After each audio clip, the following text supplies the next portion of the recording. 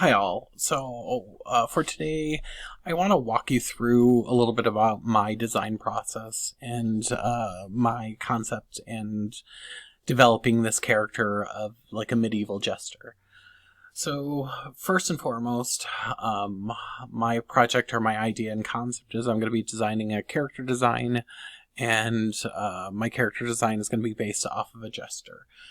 So I did, just did a simple Google search on some medieval jesters, and with that, I'm going to give you some food for thought. Some of these are indeed medieval, some of these are not. In fact, when I get to this drawing, these are all Italian Renaissance, and they are actually Commedia dell'arte characters, but this is the references that come up. So, and for the most part, I didn't really care about that. Knowing your costume history, I think, is going to be key in understanding some of those things, but I was, for today, I was wanting to do some kind of freeform jester character. So I just knew that. I went out to the internet. I did some various searches on pieces. I did pull some artists, some great art pieces that are in there. Here's even a character design from a ballet. So I was looking at the texture, the balance, the coat-hardy quality, the color variants that happen within that. So I start all of this off with a mood board to create my character, and then here's my Photoshop. I'll walk us through that momentarily. Well, I'll cancel. I'm going to save that, but I'm going to walk through. Here's my finished rendering that came about within the piece. So through all of that, I'm starting with the concept of the character design, and you can see that this character or this pose really influenced a lot of what I wanted to do, but I didn't want to hide this hand. I tend to draw my characters, I would say, a little thicker in general. That's just how my style comes across. So I just was using all of these references here. I liked like I said, the coat-hardy quality, but these striped tights that are happening here. In here, I really love the dagging texture and the pumpkin hose that are happening there. So you can see how that influenced into this and this. The dagging here that happened in there. I wanted that asymmetry within pieces. So all of those were all of this is kind of influencing where I come across that character.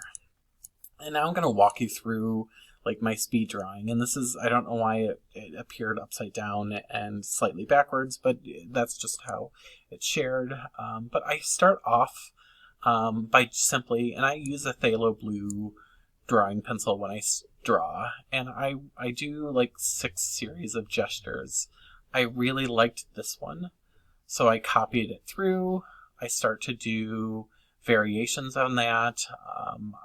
I start to reform it a little bit, and then I start to I should say pencil it out.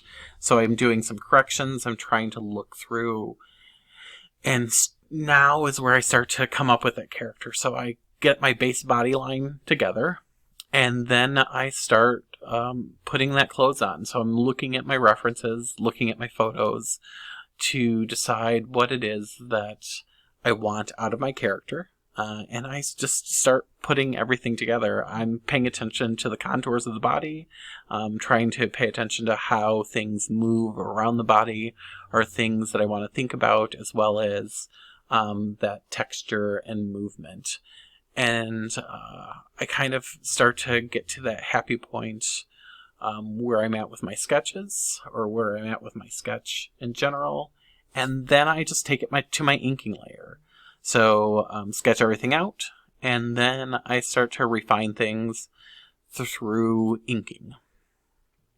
And here you're just kind of walk through that quick transposition. And there's areas that even after the fact, like this harsh angle here in the hood, I wish I would have done something a little bit more to it. I see like this angle I feel like could be brought down a little bit more. At some point I think I correct this hip area in my drawing. So there are just times that things come across, but as a whole I'm fairly happy with the drawing. Now what I start doing is I start flatting out my drawing. So I start playing with colors by just seeing what it's going to look like in a value perspective. So just playing with various shades of gray to see what this is. But this is also going to allow me to drop color in really quickly in a digital format that I wouldn't have if I'm working with traditional media. And for right now, I'm not worried about the face and the hands and things like that. So now I'm just starting to pull out colors and work with colors. But I did make a number of mistakes. So drawing digitally is different than, painting freehand in the sense that it's nice because I can layer things through. So say I'm dealing, this is maybe a character design for a production, and I have a director who really doesn't like a color, I can now pull that out. So that's one of the great advantages of a digital rendering that I can't do if I were to render in traditional media. So I'm just kind of pulling through, playing these colors. I think I'm going to go through this pretty quickly. Somewhere along the line, I decide that I'm going to start playing, get my colors laid out. Then I start playing with my background, adjusting things, just to give a little bit of texture to the piece. Now I start to add dimensions to my character. I am adding a texture. I want maybe a velvety kind of texture to some of it. Start to add my shadows throughout the character, going back and adding some of that highlight across through, so you can see that those blue tones are those blue highlights. I'm wanting to see a little bit more texture into those pumpkin hose. And then I'm starting to go from there to detail out pieces. I guess I went back and added some details into the background for some variation, and then I just start to finish off the character by dealing with skin tone and personalizing out my character. This is just a character design, so I don't have a performer or actor in mind. I'm just trying to come up with a character design that's just exhibit of just my process as a whole. So working through things, taking some time to, I think I work a lot into the hair, which is so minute at this point, but lots of little tiny brush strokes that I don't know if it was necessarily worth it, but it is giving me that some qualities, personalizing the face out, and all of that. I think that's going to bring us close to the end, because then I'll just title it and sign it. And now I want to kind of walk through. So there's the piece. Here is the rendering. And now I'm not going to save this. Now let's take a look at breaking down the structure and organization of a Photoshop file. And what I should do is actually group what I did not do. And I'm going to do that here is I'm going to kind of group from layers, and I'll just do finished piece. I'll just put finished. Let's call it that. So then I can turn off layers and we can start to look at things. So here my color layers are there, and then I have an art piece. And the background is in and of itself. It's on its own area. And I don't do anything on the background of in Photoshop itself. I just have always left it alone. So my background layer is here. Now here is where we're looking at my art layer, and to break this down, and this is why I don't do anything on the background. You can turn that on, turn this off, turn that off, is so that I can look through things. And here I started with, and this is kind of dark or light, but you can see that I kind of am getting, I went through some of those sketches, and I'm just kind of playing, loosening up my hand, getting things ready. So I have a a rough sketch going. Then I just add a new layer, do a series of other rough sketches, and then ultimately there was something about this pose that I really liked, and I think it was just the artwork I liked, so I lassoed that out, captured it, and then I brought it here into composition. One thing that I think is really kind of a key thing to do, I'll build it up a little bit more, but I do kind of flip my pose around. So I get this going, and then I kind of reinforce that a little bit more. But there's still some weird things that are happening here in the foot, but I'm starting to think about my pose a little bit more from a body type.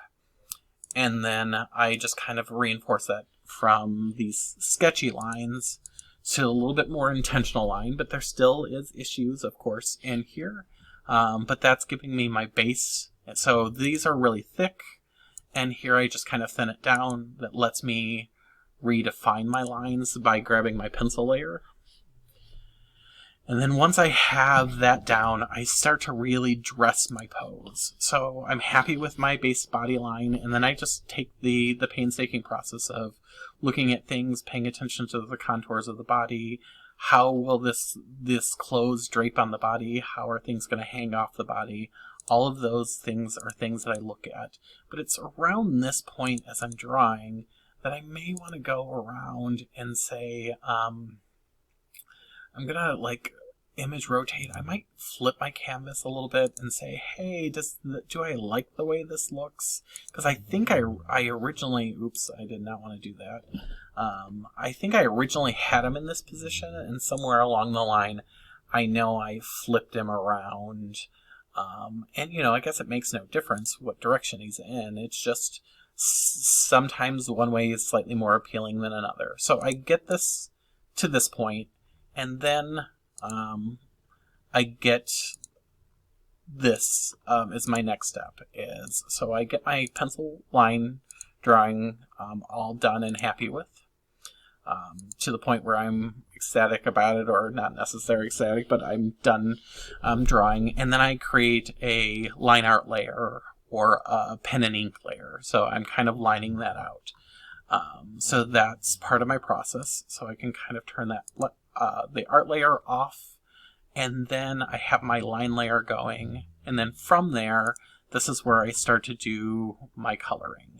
So I can turn my color on. I'm going to turn some of these off so that's off. And then I kind of do like a color fill layer.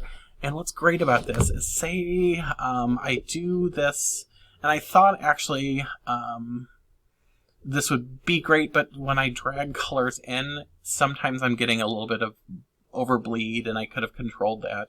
Because some of my lines are loose, and I like them to be loose and open, but with that, if you do, or you may not know that, but if I drop a color in on a loose layer, and I just pick something like an orange tone, and I drop it in, I have to select my layer first, but if I drop that in, you can see that any looseness, it's pulling into all of that extra.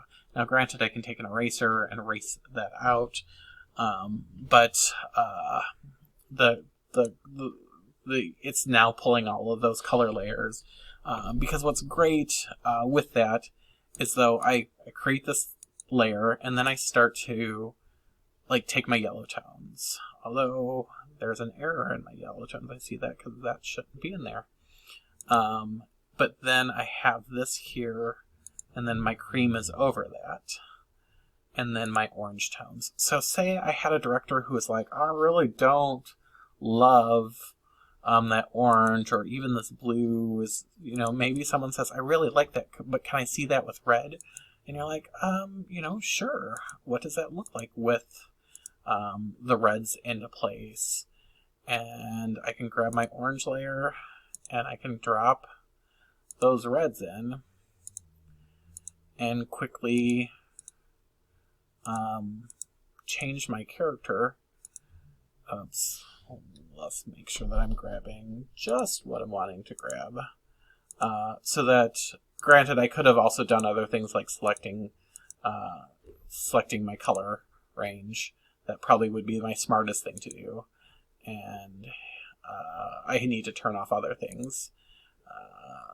I'm kind of quickly doing this because if I was going to change colors, I should turn everything else off so that I'm just getting that color range going on. But, you know, that's just that simple idea of changing those colors. There's probably quicker ways of doing it, but that's just that concept of there. And then what I do is I duplicate all of these layers and I keep them just in case for some reason a director's there. I duplicate them and then I merge them together. So if you're unfamiliar with that, you know, you just grab a layer. I have to turn that layer on first. If I right click on a layer and then I duplicate that layer, and here I duplicate it, here's another one. Let me just like duplicate this layer.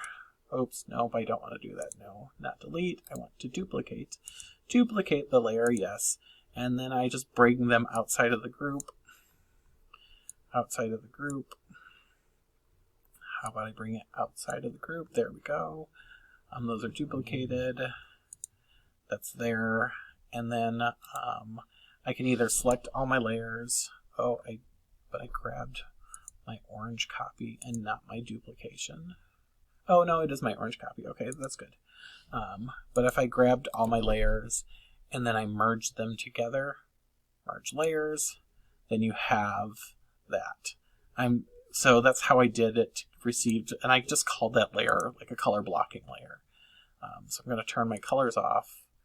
So I get all my merged layers together, and once I'm happy with that, somewhere along the line I thought about, hey, maybe I want this to be velvety. So I just simply add like a velvet texture, but I really like, do you see how that really breaks up the solidity or that solidness of that orange? I like how that's breaking everything apart, and this maybe gives a little bit more of a worn fabric texture to it. So I will do a layer mask clipping to work with that. Then I just start to play with my shadows and give me my shadow layers. Next, I throw in some highlights into things. Lastly, I really go in and start to develop the character within that piece. So my face, you know, I did develop multiple layers here and I did merge things down, but I'm happy with the face being just one layer. So there are some steps in the process you don't see as far as my file structure is concerned. Then I titled this. That's funny. Why is my titling backwards on here? That means my name is also backwards. So image layer, image rotation, flip horizontally. There we go. So somewhere along the line, look, I flipped it. And then of course there's the line layer. So there's my, you know, my finished rendering has its own area. I have these backup files just in case I need them for any reason. Granted, I could compress all of that, but this is just a decent overview of some of my process and understanding. And for those of you who are wanting to do character design work, decent understanding of character flow, not necessarily a draw through, but some basic understanding of things for character design and steps that you may take to process a character. So I hope you've learned something with me today, and remember, if you believe it's possible, you can make it possible.